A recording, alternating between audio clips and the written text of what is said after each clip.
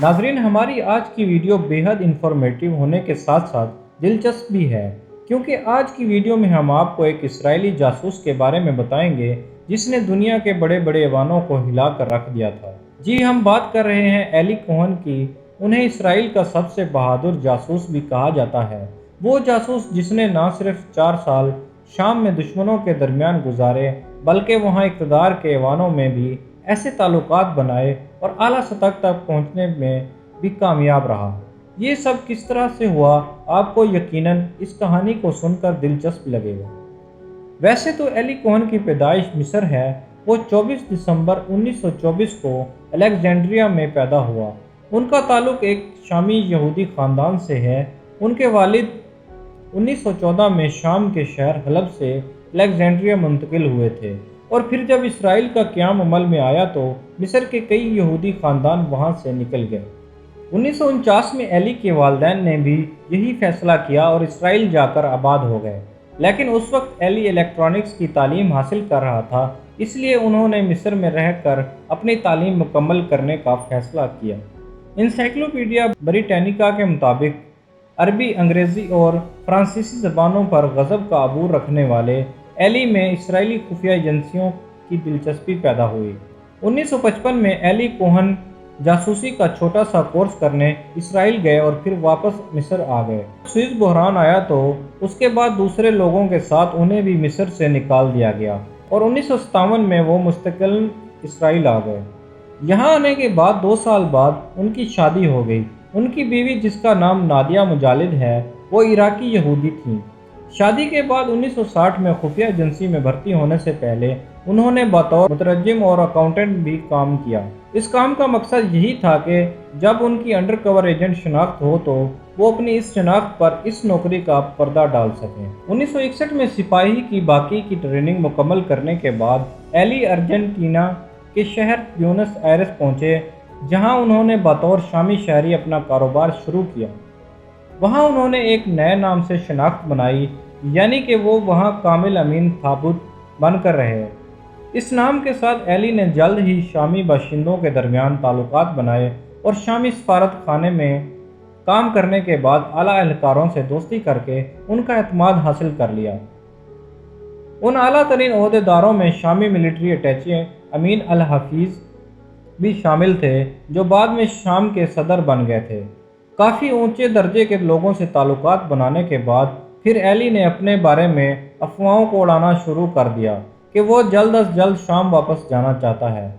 1962 में जब उन्हें दमिश्क जाने का मौका मिला तो अर्जेंटीना में उन्होंने जो ताल्लुकात बनाए थे उनकी मदद से उन्हें शाम में इक़्तिदार के ऐवानों में ज़बरदस्त रसाई हासिल हुई।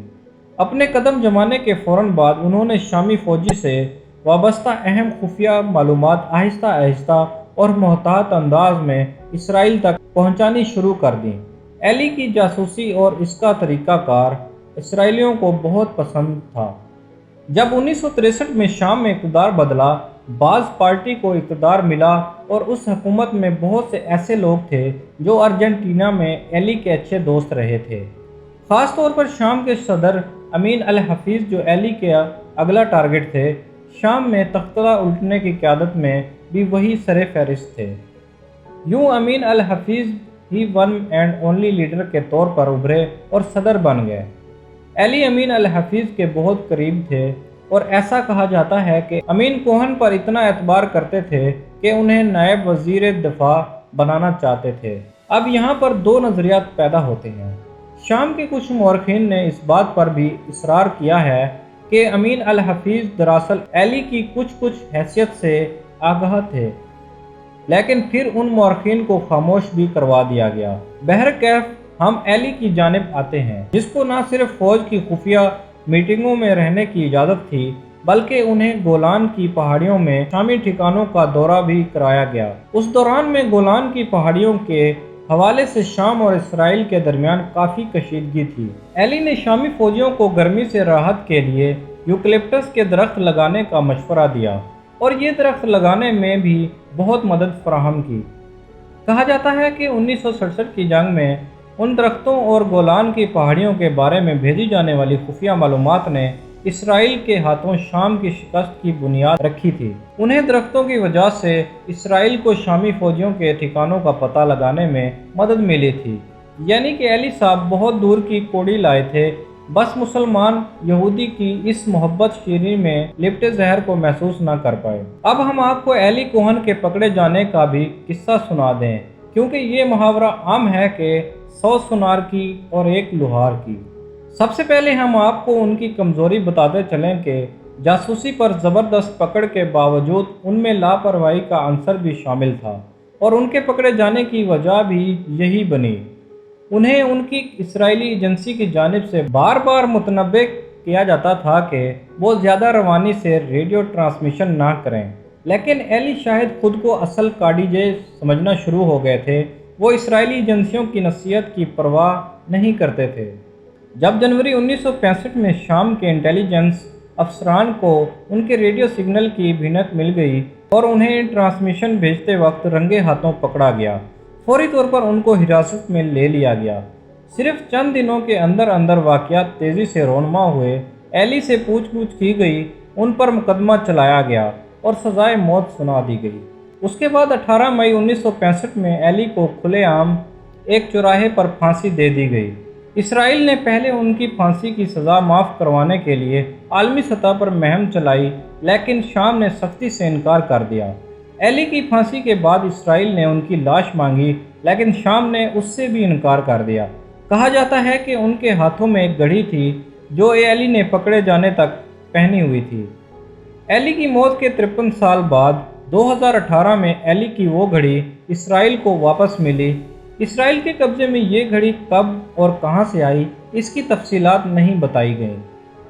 محض اتنا بتایا گیا ہے کہ موساد کے ایک خاص آپریشن میں اس گھڑی کو حاصل کیا گیا ہے۔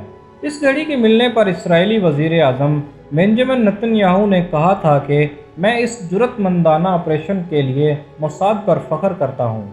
اس آپریشن کا مقصد ایلی جیسے عظیم سپاہی سے وابستہ کوئی نشانی اسرائیل لانا تھا، جس نے اپنے ملک کے تحفظ کو یقینی بنانے کے لیے اہم کردار ادا کیا۔ ایلی کی گھڑی ایک تقریب میں ان کی بیوہ نادیہ کے سپرد کر دی گئی۔ نادیہ نے اسرائیلی ٹی وی سے بات کرتے ہوئے کہا کہ مجھے لگ رہا ہے کہ جیسے میں ان کا ہاتھ اپنے ہاتھ میں محسوس کر رہی ہوں۔